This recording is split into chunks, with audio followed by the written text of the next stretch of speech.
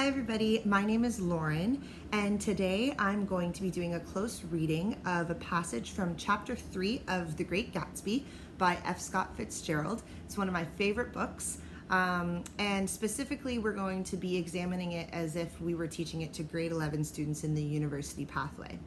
So like I just said, The Great Gatsby is one of my favorite novels. I loved it when I read it in high school. I loved it again when I read it in university. I did some work with it in Teachers College and now teaching the text. It's been a couple years, but teaching the text, I find that every time I read it and teach it, I find new things to explore within it. It's such a dynamic and complex text that every time I read it, I find something new, and that's something that I really like about it. I will admit though that in the past when I've taught this text to the grade 11 students, I don't think that I've done the best job at applying critical literacy and applying this text to the students' own lives. I mean, I've done some work with, when they're introduced in chapter 2 to the slums, I would pull out some statistics about poverty in Canada and we would try to apply it that way, but that was kind of surface level, and I think that we could really dig deeper. And then I've also done things as well for critical literacy and critical analysis of the text with looking at the text through either a Marxist lens or a feminist literary theory lens. But again, I think those things are very important, but I think that they can still be dug a little bit deeper. So my goal today, while I'm going to be analyzing this text, is I'm going to try to apply a few of the things that we've learned from this course that we're in right now, our English Honors Specialist. I'm going to try to pull in some important items about digital literacy and critical literacy that I think could very easily be applied to this text. So I'm going to try my best to do that. Hopefully you enjoy it. And if you have any feedback at all, please let me know. That's why we're in this course anyways. So I'll kind of get into a little bit about the specific passage we're going to be reading. It's going to be when we're introduced to my favorite character, Owl Eyes, in chapter 3 of The Great Gatsby. And I believe that whenever Owl Eyes is introduced or has a specific role in the text, when we see him come into the text, because we only see him a couple of times, he's trying to send a very important message. And I try to encourage the students to think about what message that is. So today we're going to be looking at the very first time that we meet Owl Eyes. And like I said, it's in chapter 3 when the narrator, Nick, he goes to Gatsby's party for the first time and he sees Owl Eyes in the library. So we're going to take a close reading at that. We're going to take a look at that, and we're going to see what we can dig up and find. So hopefully you guys appreciate it and enjoy. Thank you. So the first thing that I would do to get these students started is I would begin reading the passage, and I would try to point out the first metaphor in the very first line of the excerpt. It says, "A stout middle-aged man with enormous owl-eyed spectacles was sitting somewhat drunk on the edge of a great table, staring with unsteady concentration at the shelves of books. As we entered, he wheeled excitedly around and examined Jordan from head to foot." The next thing I would do after pointing out the owl-eyed spectacles metaphor is I would try to have the students come to a conclusion about what this metaphor is communicating. I would do that by having the students conduct a quick discussion about owls. What do they know about owls? And maybe they can use their iPads or Chromebooks to research symbolism behind owls. Hopefully, the students will come to the conclusion that owls are usually perceived to be wise creatures. After our discussion, I would leave the students with an open-ended, unanswered question. Does this character we are analyzing fit the criteria of an owl? And as we read on, I would encourage students to kind of reflect back on this question. Reading on through the passage, I would read aloud the next part of the passage, and I would stress the repetition of the word real as such. "What do you think?" he demanded impetuously. "About what?" He waved his hand towards the bookshelves. "About that. As a matter of fact, you needn't bother to ascertain. I ascertained. They're real." "The books?" He nodded. "Absolutely real. Have pages and everything. I thought they'd be a nice durable cardboard. Matter of fact, they're absolutely real. Pages, and here, let me show you." Taking our skepticism for granted, he rushed to the bookcases and returned with volume 1 of the Stoddard Lectures. "See?" he cried triumphantly. "It's a bona fide piece of printed matter. It fooled me. This fella's a regular Belasco. It's a triumph. What thoroughness! What realism! Knew when to stop, too. Didn't cut the pages. But what do you want? What do you expect?"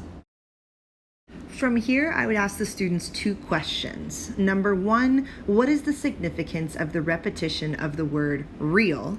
And number 2, what is the importance of being real? Now, after a quick discussion amongst each other, I would bring up 2 pictures that are relatable to the students. The first is of a woman posting a picture of herself online with the caption, "This traffic, ugh." Yet the reflection of her glasses show that there isn't much traffic on the road.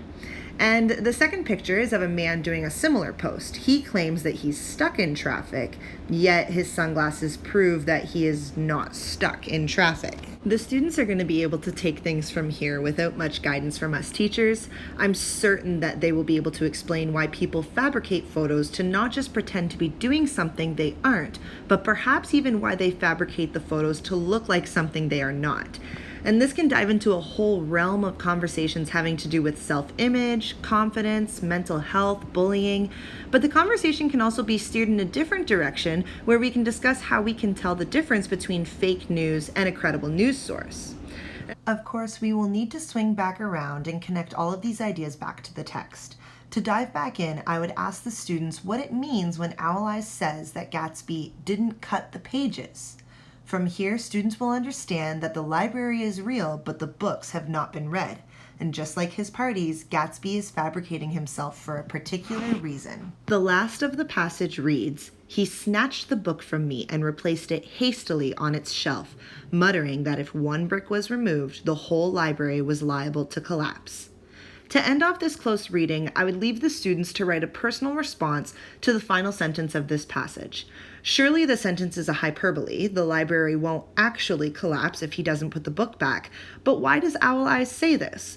What do the students take away from this? And what can they connect from everything that we've learned and discussed with this close reading back to this final sentence? For those students who might be struggling trying to connect all of these different ideas together, I might put a prompt up on the board such as this one here that I've created to try to get their minds thinking a little bit more critically about what's happening in the text.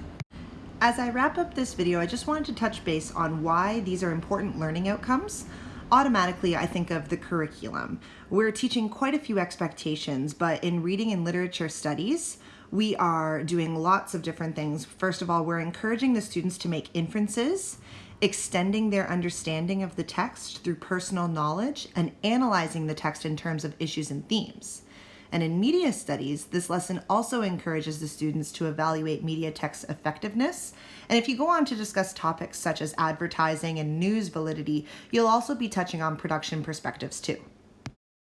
The second reason why these are important learning outcomes is because it contributes to critical and digital literacy that are relevant to the students. In a lot of the module content and in many of the readings that we've been assigned in this course, we've learned that critical literacy is a big part of the English classroom. Reading The English Teacher and the Cox Report by Goodwin reminded me that English class isn't just about learning how to speak and write a language properly, but it's also about interpreting messages within a text which relates to the greater world. Mulhern and Gunding also discuss these same ideas in their research, and to quote them, they say that it is no longer sufficient for students to demonstrate proficiency in basic literacy skills alone. I believe that making the lessons relevant to the students is one of the best ways to actually recognize their differences. That's why I like to include personal writing when I can, just as Johnson suggests in his research, because then the students are automatically connected, and when they share their perspective, the class gets to see multiple perspectives. And then it's my responsibility to fill in the gaps so that the students can see as many perspectives as possible. Finally, I think that these learning outcomes are important because it prepares the students for their future.